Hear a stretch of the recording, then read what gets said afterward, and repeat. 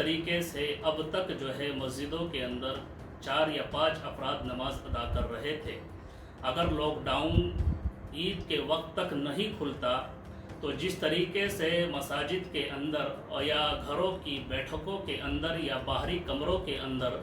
नमाज जुमा अदा किया जा रहा था, जो शराइत जुमे की हैं वही शराइत ईद की है, उसी के मुताबिक जो है ईद की नमाज अदा की जाएगी। कोरोना संकट के दौर में दारुल उलूम देवबंद ने ईद को लेकर एक फतवा जारी किया है। फतवा जारी करते हुए कहा गया है कि ईद उल फितर की नमाज भी जुमा की नमाज की ही तरह शासन प्रशासन के निर्देशानुसार मस्जिद या घरों में अदा की जाएगी। फतवे में साफ किया गया है कि मजबूरी में नमाज अदा न कर पाने वाले लोगों की नमाज़े ईद माफ होगी। दारुल उलूम के मुफ्ती असद कासमी ने जारी फतवे में कहा है कि ईद की नमाज वाजिब है। इसके लिए वही शर्त है जो जुमा की नमाज के लिए है। अगर ईद उल फितर तक लॉकडाउन जारी रहता है और मस्जिदों में 5 लोगों से ज्यादा नमाज की इजाजत नहीं होती, तो लॉकडाउन में पढ़ी जा रही जुमा की नमाजों की तरह ही ईद की नमाज भी अदा की जाएगी। ऐसे लोग जो नमाज़े ईद ना पढ़ पाएं, वो अपने घर में 2 या 4 रकात चाश्त की नमाज पढ़ सकते हैं। जिस तरीके से अब तक जो है मस्जिदों के अंदर 4 या 5 अफराद नमाज अदा कर रहे थे,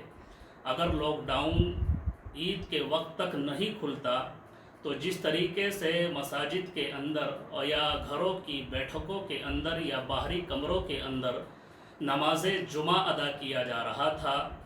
जो शराइत जुमे की हैं वही शराइत ईद की है, उसी के मुताबिक जो है ईद की नमाज अदा की जाएगी। तो दारुल उलूम देवबंद का फतवा ये लॉकडाउन को मद्देनज़र रखते हुए दिया गया है और तमाम ही अहले वतन से और ख़ास कर उम्मत मुस्लिमा से ये अपील की गई है कि लॉकडाउन का भरपूर पालन किया जाए और हुकूमत हिंद की तरफ से जो भी अहकामात जारी किए गए हैं, जितने भी लोगों की इजाज़त मसाजिद के अंदर